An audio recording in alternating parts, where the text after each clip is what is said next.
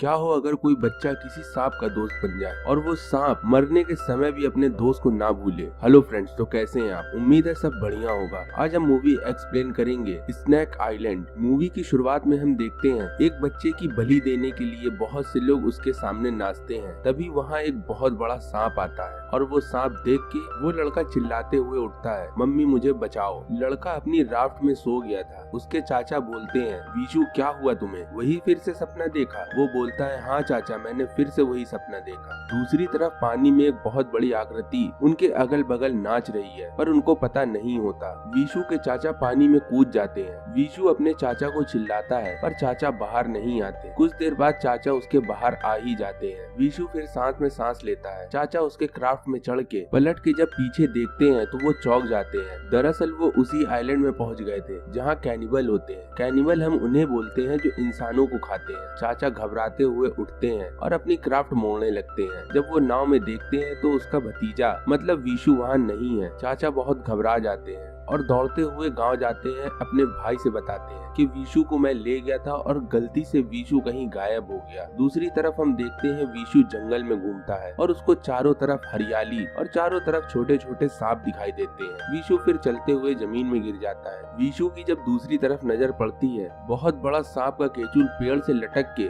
जमीन में आके छूता है। विशु वहाँ से चिल्लाता हुआ भागता है, पापा मुझे बचाओ, अंकल मुझे बचाओ। तभी वो एक पेड़ के पास आके रुक जाता है। वो पेड़ अपनी जड़ों से विशु को पकड़ लेते हैं। विशु वहाँ फंसा हुआ अपने पापा और अपने अंकल को चिल्लाता रहता है। उतने में ही विशु के कंधे में कुछ गिरता है। जब वो ऊपर की तरफ देखता है तो वो कुछ और नहीं, वो एक पेड़ था और वो विशु की तरफ लपकने लगता है। दूसरी तरफ हम देखते हैं विशु के पिता और उसके अंकल और कुछ लोग कैनिबल आइलैंड जाने के लिए निकलते हैं। तभी गाँव का सरपंच उनको रोक लेता है और बोलता है, तुम वहाँ नहीं जा सकते। दरअसल गाँव वालों का मानना है उस आइलैंड में प्राकृतिक की देवी रहती है और हम वहाँ गए तो प्राकृतिक की देवी हम लोग को खत्म कर देगी। इस वजह से हमें वहाँ नहीं जाना चाहिए। विशु का पिता सरपंच से बोलता है, तुम्हारा बेटा होता, क्या तुम उसको ढूंढने ना जाते? बल्कि तुम्हें मेरी मदद करनी चाहिए, पर तुम मुझको मना कर रहे हो। वो सरपंच इनको मना करता रहता है कि वहाँ मत जाओ। विशु के पिता और उसकी माँ और उसके अंकल के अलावा 3 लोग और होते हैं। सरपंच बोलता है, ये कौन है? तो वो लोग बोलते हैं, हम दूसरे गाँव से आए हैं, हम इस आदमी की मदद करना चाहते हैं, पर इस गाँव के होते हुए भी तुम इसकी मदद नहीं कर सकते। दरअसल वो तीनों आदमी उस आइलैंड वो विशु को ढूंढने नहीं जा रहे। वो वहाँ रेयर फूल और बहुत सी ऐसी चीजें जो कहीं और नहीं मिलती, वो उसे चुराने जा रहे हैं और दिखा रहे हैं कि मैं विशु को ढूंढने जा रहा हूँ। फिर वो तीनों लोग उस जंगल पहुँच जाते हैं। जंगल में उसके माता पिता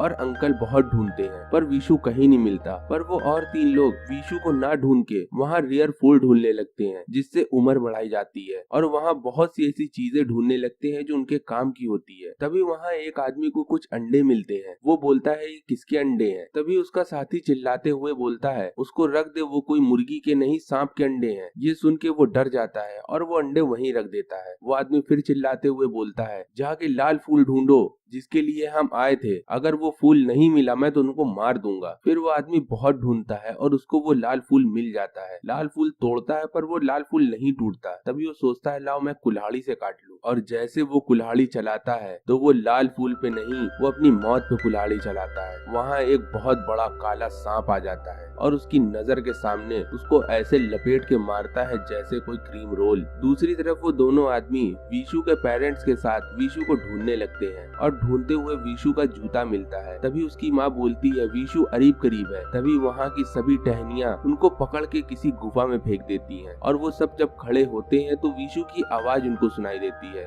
विशु के पेरेंट्स विशु को छुड़ाने के लिए उसके पास जाते हैं और वो 2 आदमी देखते हैं कि वहाँ बहुत से कंकाल हैं और उनको पता चलता है ये पेड़ इंसानों को खाते हैं। और वो दोनों बेवकूफ आदमी वो बोलते हैं, चलो मैं इन पेड़ को ले चलूं। तभी उस पेड़ में वो सांप निकलने लगते हैं और वो टहनियों में चढ़ जाते हैं और उस गुफा में बहुत से सांप आ जाते हैं। तभी वहाँ विशु जब जमीन में गिरता है तो वहाँ बहुत से टूटे हुए अंडे पड़े होते हैं। तो विशु उसमें से एक अंडा उठा के रख लेता है जो अंडा सही था। तभी वहाँ एक काला सांप आता है और वो दोनों बेवकूफ आदमियों में से एक आदमी को फिर खा जाता है। सब डरते हुए वहाँ से भागते हैं। फिर सभी गुफा से निकलते हुए बात करते हैं। वो आदमी विशु के पिता से बोलता है, मेरे दोनों आदमी मारे गए पर हमें कुछ नहीं मिला। तुम्हारा तो बच्चा बच गया पर इसमें मेरा फायदा क्या? मैं तो यहाँ से कुछ ले भी नहीं जा पा रहा। तभी उसकी माँ बोलती है कि तुम यहाँ क्या कुछ लेने आए थे? वो बोलता है नहीं, मैं कुछ लेने नहीं आया था, पर मेरा इतना नुकसान हो गया तो इसका हर्जाना तो तुम्हें ही भरना पड़ेगा। ये बात आपस में वो कर ही रहे होते हैं, तभी वीशु की माँ और वो आदमी जमीन में गिर जाता है। वीशु का चाचा पैर देखते हुए बोलता है, लगता है इन लोग को सांप ने काटा है, हमें इन दोनों को जल्द से जल्द गाँव ले जाना पड़ेगा। और वो सभी गाँव आ जाते हैं, उनका इलाज होता है और वो आदमी बच जाता है। पर वीशु की माँ की तबीयत बहुत खराब होती है। इसी बीच सरपंच चिल्ला रहा होता है, मैंने तुमको मना करा था कि कुदरत के साथ मत खेलो, अब कुदरत हमारी दुश्मन हो जाएगी, हमें आखिर बचाएगा कौन? ये बात करते हुए एक आदमी दौड़ता हुआ आता है, सरपंच से बोलता है कि बहुत से सांप गांव की तरफ आ रहे हैं। सरपंच बोलता है, हाय राम, अब क्या होगा? और सभी भागते हैं उस नदी की तरफ जिधर से सांप आ रहे हैं। वीशु की माँ एक तावीज देती है वीशु को, बोलती है तुम कभी कुदरत के खिलाफ ना खड़े होना, अगर कुदरत तुम्हारे खिलाफ खड़ी होती है तो यहाँ तुम ये समझना कि तुमसे कोई गलती हुई है और उस गलती को जल्दी सुधारना। वीशु की माँ अपने बेटे को ये बोल के मर जाती है। अगले दिन जब वीशु अपने बेड में उठता है तो वो देखता है कि उस अंडे से एक सांप निकला। दरअसल वो सांप गोल्डन कलर का होता है और वीशु उसका नाम गोल्डी रख देता है। वीशु ये बात किसी को नहीं बताता, ना अपने पिता को, ना अपने किसी गांव वाले को, और वीशु चोरी छुपे उस सांप को पालने लगता है। पर एक दिन उसके पिता को ये बात पता चल जाती है। उसका पिता समझाता है, बेटा ये सब सही नहीं है, तुम इस सांप को जाके छोड़ दो, ये सांप का बच्चा अपने लोगों के साथ जिंदा रहेगा। वीशु अपने पिता की बात मानते हुए नदी के किनारे जाके उस सांप को छोड़ देता है। वो सांप जाना नहीं चाहता और वीशु की तरफ बार बार आता है, पर वीशु उसको रोते हुए बोलता है, तुम जाओ यहाँ से, तुम मेरे साथ सही नहीं रहोगे। तभी वो सांप वहाँ से चला जाता है और गांव के सभी सांप जो उस बच्चे को लेने आए थे वो भी वहाँ से चले जाते हैं। सीन शिफ्ट होता है 15 साल बाद। वीशु एक बायोलॉजिस्ट साइंटिस्ट बन गया है और वीशु ने अपना नाम बदल के जैंग रख लिया है। जैंग एक फोटो देखता है, उसमें एक सिंबल बना है। दरअसल जैंग ने वो सिंबल अपने बचपने में उस आइलैंड में देखा था। तभी एक मीटिंग में जैंग को बुलाया जाता है। जैंग जब वहाँ जाता है तो वहाँ एक मीटिंग होती है। उस कंपनी का डायरेक्टर बोलता है, हमारी एक रिसर्च चल रही है और उस रिसर्च में हमें कुछ चीज की कमी हो रही है और वो चीज कैनिबल आइलैंड में मिलेगी। वहाँ एक औरत बैठी होती है, वो बोलती है 2 फूल की जरूरत है, पहला फूल तो गोल्डन है,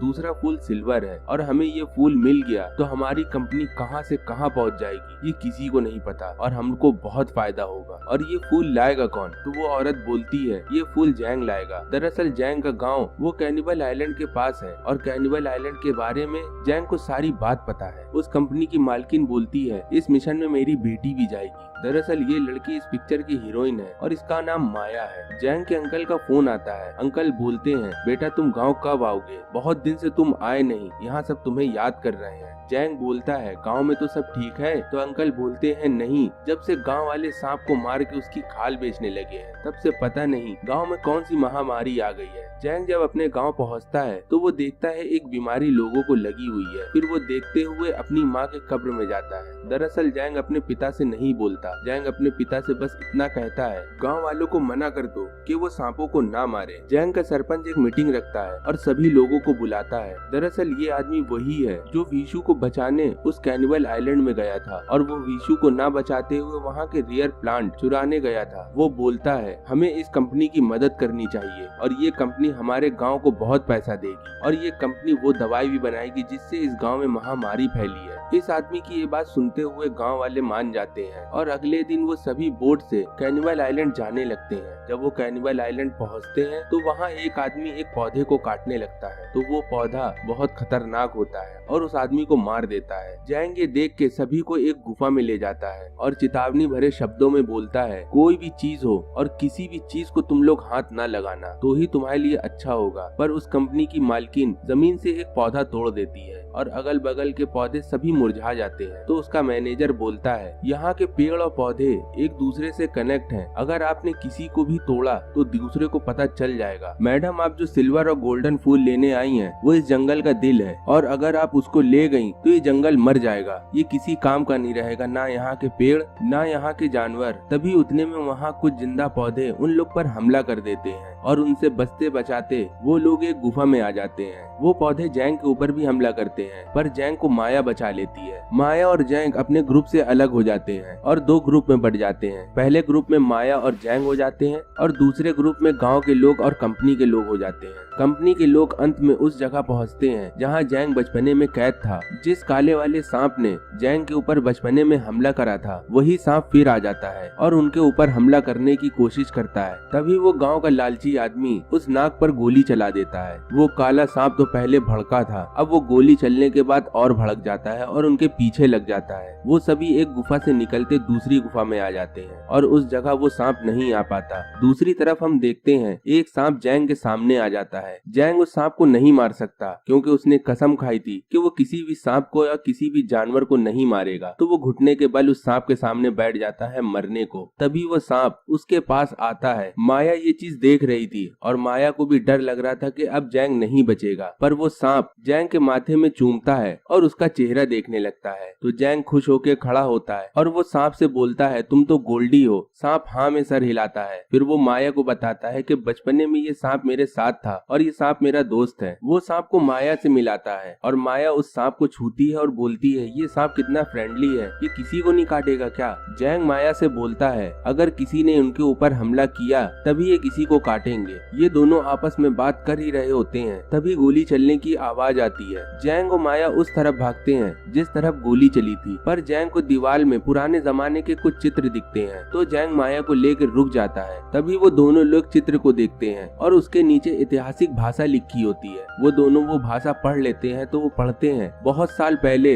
इस जंगल में एक मीटेओराइट गिरा था और उस मीटेओराइट में बहुत शक्ति थी और उस मीटेओराइट की शक्ति की वजह से ये जंगल पूरा जिंदा हो गया और इस आइलैंड के जानवर और पेड़ आपस में साथ में रहने लगे। अगर पेड़ को कोई कुछ करता है तो यहाँ के जानवर उन पर हमला कर देते हैं और उस जानवर पे कोई कुछ करता है तो वो पेड़ हमला कर देते हैं। दूसरी तरफ उस कंपनी की मालकिन को वो गोल्डन पेड़ दिख जाता है और वो उसको छूने जलती है। तभी सरपंच बोलता है, सोच समझ के छूना, और मैं तो बोल रहा हूँ उसको छुओ ही ना तो ही अच्छा होगा। ये बात सरपंच बोलता ही है, तब तक वो पेड़ छू लेती है और वो पेड़ लास्ट में जिंदा हो जाता है और उन पर हमला कर देता है। साइड में हम देखते हैं कि वो सांप भी आ चुका है उनको मारने के लिए, पर सरपंच अपने एक आदमी को सांप की तरफ धक्का देता है। सांप उसको मारने में बिजी हो जाता है और वो सभी लोग सांप से और उस पेड़ से बचते बचाते दूसरी गुफा में आ जाते हैं। मालकिन को अपनी बेटी भी मिल जाती है। उसकी बेटी बोलती है कि हमें एक गोल्डी सांप मिला था और वो सांप बहुत फ्रेंडली है, हमें लगता है माँ इस सांप को नहीं कुछ करना चाहिए। तभी उसकी माँ के मन में लालच आ जाता है। वो सोचती है मैं उस सांप को भी पकड़ ले जाऊंगी और भारी से भारी कीमत में बेच दूंगी। माया अपनी माँ से बोलती है कि हमें केवल गोल्डन फूल और सिल्वर फूल से मतलब है, इस सांप को माँ कुछ न करो। उसकी माँ सरपंच से बोलती है मैं तुम्हें बहुत भारी रकम दूंगी, बस उस सांप को मुझे पकड़वा के दे दो। तभी वो लोग उस सांप को पकड़ने के लिए निकल जाते हैं और आखिर में वो सांप दिख जाता है। वो सभी लोग उस सांप को छुप के देखते हैं। वो काला वाला सांप जो अभी जख्मी हुआ था, जिसको सरपंच ने गोली मारी थी। गोल्डी उस काले वाले सांप को अपने हीलिंग पावर से सही करता है। तभी वो ये सब करिश्मा देख के चौंक जाते हैं और माया की माँ बोलती है मुझे ये सांप तो चाहिए,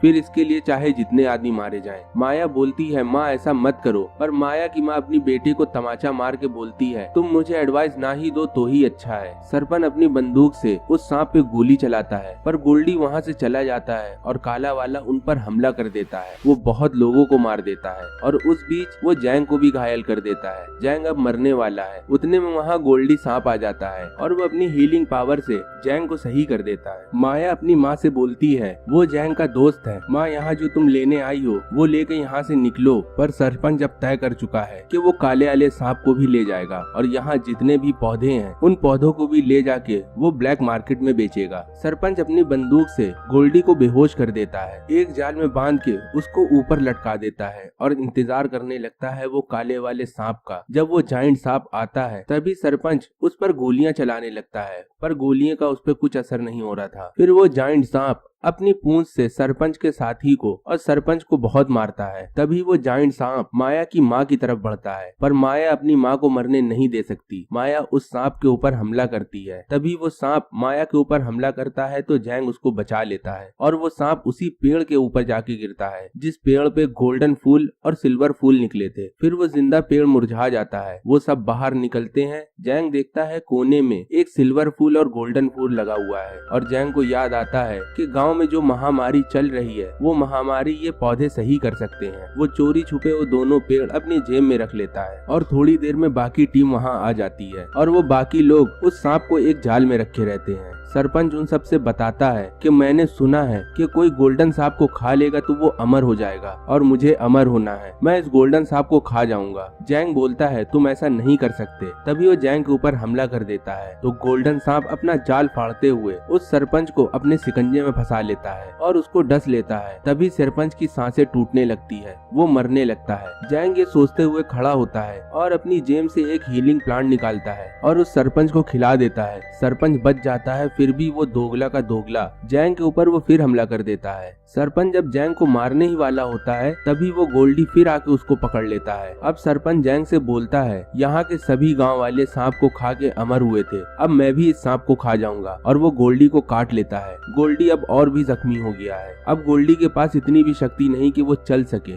सरपंच गोल्डी का थोड़ा हिस्सा खाने के बाद चिल्ला के बोलता है मैं अब अमर हूँ, मुझे कोई नहीं मार सकता। पर ऐसा कुछ नहीं होता, सरपंच को दौरे आने लगते हैं। दरअसल जब पहली बार इस आइलैंड में वो मीटेराइट गिरा था तो यहाँ के पेड़ पौधे अमर हो गए थे। इस जंगल के जो आदिवासी थे उनके मन में लालच आ जाती है कि हम पेड़ पौधे खा के अमर हो जाएंगे। वो सभी आदिवासी चुनते हैं कि वो सांपों को खाएंगे और वो सांप को खाते हुए सोचते हैं कि वो अमर हो जाएंगे। तभी उनके साथ कुछ गलत होता है और उनको दौरे आने लगते हैं। अंत में वो मर ही जाते हैं और ऐसा ही इस सरपंच के साथ